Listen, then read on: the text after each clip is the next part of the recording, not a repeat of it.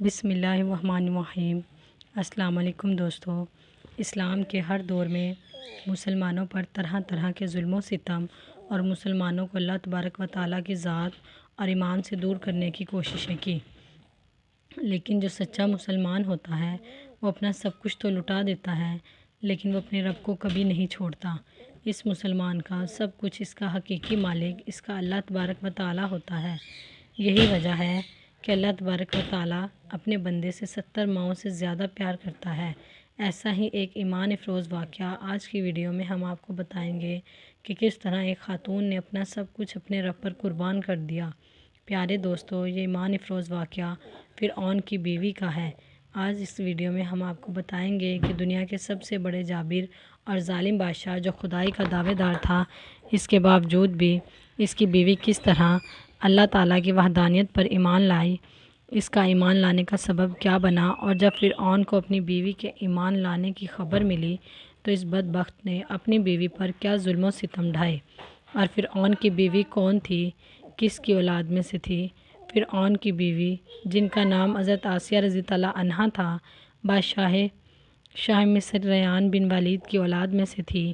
ریان بن ولید وہی بادشاہ تھا جو حضرت یوسف علیہ السلام کے دور میں بادشاہ مصر تھا، اور یہ خوش نصیبی بادشاہ حضرت یوسف علیہ السلام پر ایمان لے آیا تھا۔ فرعون کی بیوی حضرت آسیہ رضی اللہ عنہا انتہائی خوبصورت اور جمیل تھی، کیونکہ یہ خاتون بادشاہ کی اولاد میں سے تھیں۔ اس کی وجہ سے ان کے پاس مال و دولت کی کوئی کمی نہیں تھی۔ اسی وجہ سے خدام ہر وقت ان کے آگے پیچھے رہتے تھے۔ یہ پاک دامن خاتون فرعون کو ناپسند کرتی تھی۔ فرعون چونکہ اس وقت مصر کا بادشاہ تھا، اسی وجہ سے فرعون نے اس خوبصورت عورت کی خوبصورتی کو دیکھ کر زبردستی ان سے نکاح کر لیا تھا، جبکہ حضرت آسیہ رضی اللہ عنہا اور ان کے والدین اس نکاح سے خوش نہ تھے، لیکن حالات کی مجبوری کی وجہ سے انہوں نے حضرت آسیہ رضی اللہ عنہا کا نکاح فرعون سے کر دیا تھا۔ فرعون کو دولت کی کثرت اور طاقت کے نشے نے حد سے زیادہ مغرور اور بے لگام بنا دیا تھا۔ اس طرح اس بدبخت کافر نے ہزاروں بنی اسرائیل کے لوگوں کو اپنا غلام بنا کر رکھا ہوا تھا، ان پر طرح طرح کے ظلم کرتا تھا۔ چونکہ اس بدبخت نے خدائی کا دعویٰ کر رکھا تھا، اسی لیے وہ تمام انسانوں کو اپنا غلام تصور کرتا تھا اور ان معصوم لوگوں کے ساتھ جانوروں جیسا سلوک کرتا تھا۔ وقت تیزی سے گزرتا گیا، سال مہینے میں اور مہینے ہفتوں میں اور ہفتے دنوں میں تبدیل ہو کر گزرنے لگے۔ پھر وہ وقت بھی آ گیا کہ اللہ تبارک و تعالیٰ نے اپنے پیارے نبی حضرت موسیٰ علیہ السلام اور حضرت ہارون علیہ السلام کو اس دنیا کے اندر تشریف لائے، اور مصر کی سرزمین لا الہ الا اللہ کی صداؤں سے گونج اٹھی، اور اللہ تبارک و تعالیٰ نے حضرت موسیٰ علیہ السلام اور حضرت ہارون علیہ السلام کو فرعون کی قوم کی طرف ہدایت کی طرف بلانے کے لیے مبعوث فرمایا تھا۔ ان پیغمبروں نے بنی اسرائیل کے لوگوں کو اللہ تبارک و تعالیٰ کی وحدانیت کی طرف بلایا اور لوگوں کو باطل معبودوں کی پوجا کرنے سے منع کیا۔ حضرت موسیٰ علیہ السلام نے فرعون کو طرح طرح کے معجزات دکھائے، اور اس کے باوجود بھی یہ لوگ کفر اور سرکشی پر اڑے رہے اور اللہ تعالیٰ کی وحدانیت کا مسلسل انکار کرتے رہے۔ اس کے باوجود بھی حضرت موسیٰ ان بدبخت اور لوگوں کو اور فرعون کو دعوت حق دیتے رہے۔ جب فرعون حضرت موسیٰ علیہ السلام کی تبلیغ سے تنگ آ گیا، فرعون نے خیال کیا کہ حضرت موسیٰ علیہ السلام کو جھوٹا ثابت کرنے کے لیے کچھ ایسا کیا جائے جس سے لوگ آپ کو جھوٹا سمجھیں۔ آپ کو جھوٹا ثابت کرنے کے لیے ایک خاص دن مقرر کیا، جس دن مصر میں بہت بڑا میلہ لگتا تھا، اور جس دن میلے کے اندر کثیر تعداد میں لوگ جمع ہوتے تھے۔ چنانچہ فرعون نے مصر کے تمام بڑے بڑے جادوگروں کو بلایا اور حضرت موسیٰ علیہ السلام کو جھوٹا ثابت کرنے کو کہا۔ چنانچہ جب میلے کا دن آیا تو ایک وسیع و عریض میدان سجایا گیا۔ ادھر فرعون اپنے فرعونیت کے نشے میں مخمور ہو کر اپنے عالی شان تخت پر جا بیٹھا، اور سلطنت کے کونے کونے سے بلائے گئے بڑے بڑے جادوگروں کو جمع کیا گیا، اور اس طرح ہزاروں افراد بھی جمع ہو چکے تھے۔ یہ حق و باطل کا عظیم و ترین معرکہ تھا، جس کو دیکھنے کے لیے بے شمار لوگ جمع ہوئے تھے، اور ادھر اللہ تبارک و تعالیٰ کے سچے نبی حضرت موسیٰ علیہ السلام اور حضرت ہارون علیہ السلام بھی تشریف لا چکے تھے، اور حضرت موسیٰ علیہ السلام کے چہرہ مبارک پر جاہ و جلال نظر آ رہا تھا، چنانچہ اس عظیم معرکے کا آغاز شروع ہوا اور جادوگروں نے فرعون کی عزت کی قسم کھا کر اپنے جادو کی لاٹھیاں اور رسیاں پھینکنی شروع کر دی۔ ایک دم وہ جادوئی رسیاں اور لاٹھیاں سانپ بن کر پورے میدان کے اندر دوڑنے لگے۔ ان سانپوں کو دیکھ کر لوگوں کے اندر خوف و ہراس پھیل گیا۔ تمام لوگ بدحواس ہو کر ادھر ادھر بھاگنے لگے۔ ادھر فرعون اور اس کے جادوگر اپنے نشے میں مست ہو کر زور زور سے تالیاں بجانے لگے، اس منظر کو دیکھ کر خوش ہونے لگے، اور ادھر اللہ تبارک و تعالیٰ نے اپنے پیارے پیغمبر حضرت موسیٰ علیہ السلام کو اپنا عصا مبارک پھینکنے کا حکم دیا۔ حضرت موسیٰ علیہ السلام نے اللہ تبارک و تعالیٰ کے حکم کی تعمیل کرتے ہوئے اپنا عصا مبارک ان سانپوں کے ہجوم میں ڈال دیا۔ چنانچہ دیکھتے ہی دیکھتے حضرت موسیٰ علیہ السلام کا خوفناک اور ہیبت ناک اژدہا بن کر نمودار ہوا، جس نے جادوگر کے تمام چھوٹے چھوٹے سانپوں کو نگل لیا۔ حق اور باطل کا عظیم الشان معجزہ دیکھ کر جادوگروں کے دلوں میں ایمان کا نور جاگ اٹھا، اور تمام جادوگر اللہ تبارک و تعالیٰ کی بارگاہ میں سجدے میں گر گئے۔ تمام جادوگروں نے اللہ تبارک و تعالیٰ کی وحدانیت کی تصدیق کی اور اللہ تعالیٰ کے سچی ذات پر ایمان لے آئے۔ چنانچہ جب حضرت موسیٰ علیہ السلام کے عظیم معجزے اور جادوگر کے ایمان لانے کی خبر حضرت آسیہ رضی اللہ عنہا کو پہنچی تو اس وقت حضرت آسیہ رضی اللہ عنہا کے دل میں حق کا جذبہ، حق کا نور چمک اٹھا۔ حضرت آسیہ رضی اللہ عنہا اللہ تعالیٰ کی واحد وحدانیت پر ایمان لے آئیں، اور ان کا ایمان اس وقت لانا اتنا آسان نہیں تھا، کیونکہ وہ ایک جابر، ظالم اور خدائی کے دعوے دار بدبخت حکمران کی بیوی تھی۔ حضرت آسیہ رضی اللہ عنہا کے دل میں یہ بھی ڈر تھا کہ اگر فرعون کو میرے ایمان کا پتہ چل گیا تو وہ ظالم بادشاہ مجھ پر ظلم و ستم کے پہاڑ ڈھائے گا اور اپنے ظلم کی تمام حدیں پار کر دے گا۔ لیکن اس کے باوجود بھی حضرت آسیہ رضی اللہ عنہا نے اپنا سب کچھ اللہ تبارک و تعالیٰ کی ذات پر چھوڑ دیا۔ وہ اللہ تبارک و تعالیٰ کی وحدانیت پر ایمان لے آئیں۔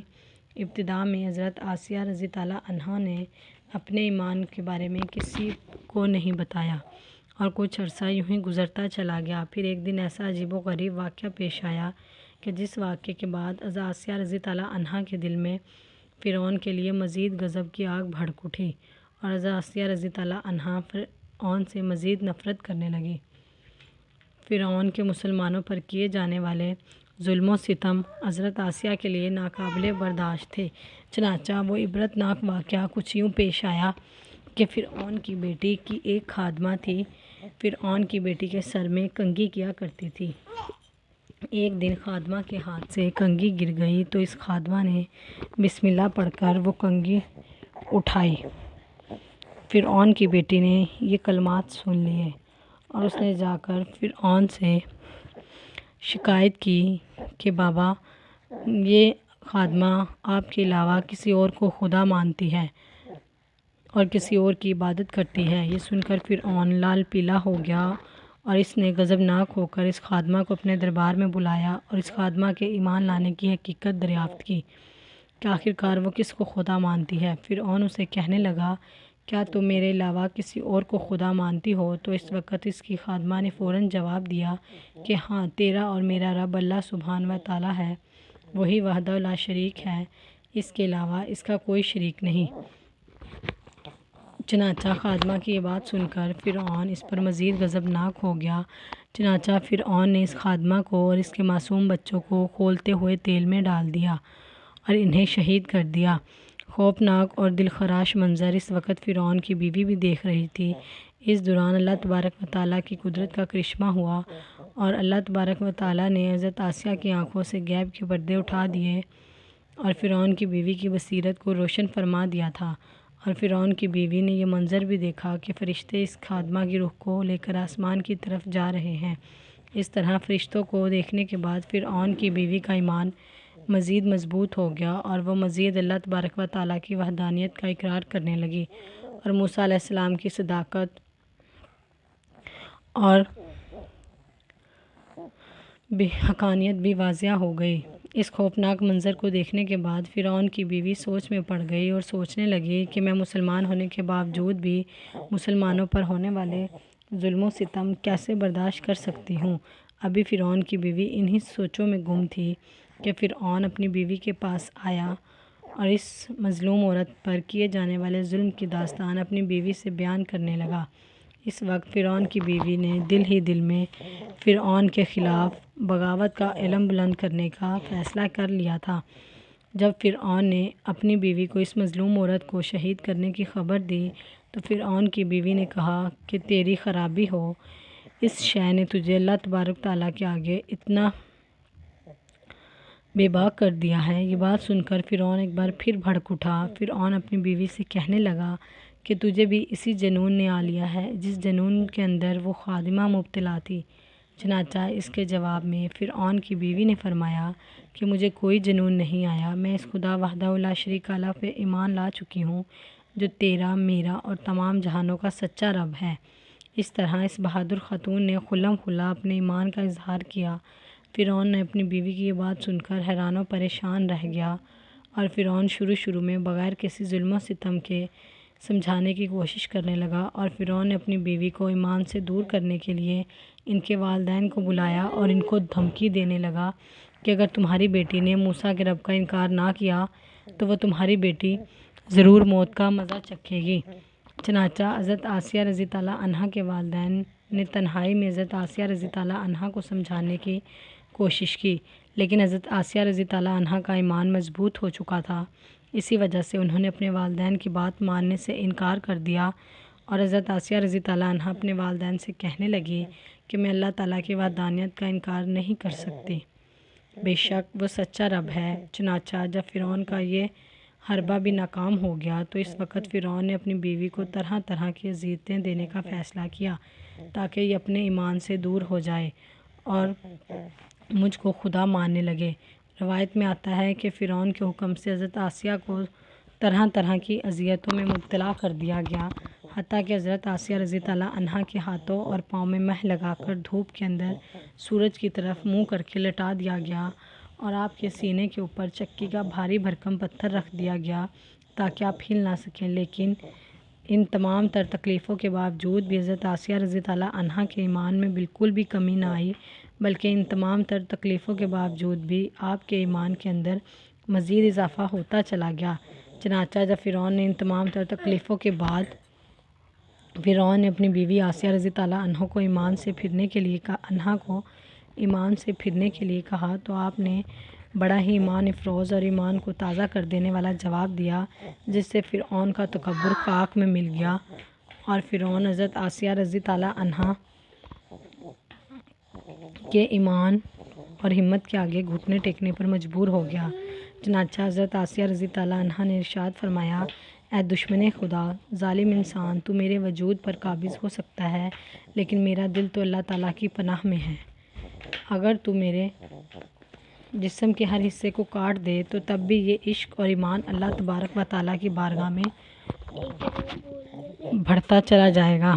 اسی طرح جب حضرت آسیہ رضی اللہ عنہا پر ظلم و ستم کے پہاڑ گرائے جا رہے تھے تو موسیٰ علیہ السلام وہاں سے گزرے، تو جب موسیٰ علیہ السلام سے حضرت آسیہ رضی اللہ عنہا نے پوچھا، اے موسیٰ، کیا میرا رب مجھ سے راضی ہے؟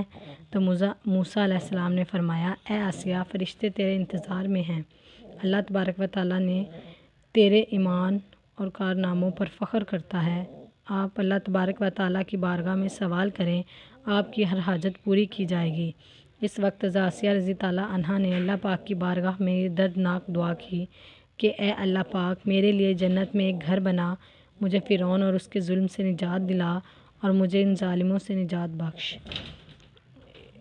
ادھر فرعون نے حضرت آسیہ رضی اللہ عنہا کو ایمان سے دور کرنے کی تمام تر کوششیں کر لی، وہ ہر کوشش میں ناکام رہا تو اس نے حضرت آسیہ رضی اللہ عنہا کو شہید کرنے کا فیصلہ کر لیا، اور فرعون نے اپنے کارندوں سے کہا کہ ایک بہت بڑی چٹان لے کر آؤ، اگر یہ چٹان دیکھ کر حضرت آسیہ اپنے ایمان پر قائم رہتی ہیں تو یہ چٹان اس پر گرا دینا، اگر اپنے ایمان سے پھر جاتی ہیں تو پھر یہ میری بیوی ہے۔ پیارے دوستو، اس خوفناک منظر کے وقت جہاں ایک طرف زندگی ہے اور دوسری طرف موت کھڑی ہے، تو اس وقت حضرت آسیہ رضی اللہ عنہا نے آسمان کی طرف نگاہ اٹھا کر دیکھا تو آپ کو اپنا جنت میں سفید موتیوں والا محل نظر آیا، تو آپ کا ایمان مزید بڑھ گیا اور اس حالت میں آپ کی روح پرواز کر جاتی ہے، اور اس کے بعد آپ کے چہرہ مبارک پر وہ چٹان گرا دی جاتی ہے اور وہ چٹان اس بدن پر گرتی ہے جس میں روح نہیں ہوتی۔ اس دردناک واقعے کے دوران جب فرعون اپنی بیوی پر طرح طرح کے ظلم و ستم کر رہا تھا تو اس وقت اللہ تبارک و تعالیٰ نے اپنے فرشتوں کو حضرت آسیہ رضی تعالیٰ عنہا پر مقرر کر دیا تھا۔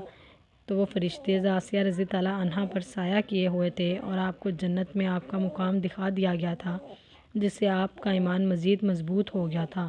فرعون کی تمام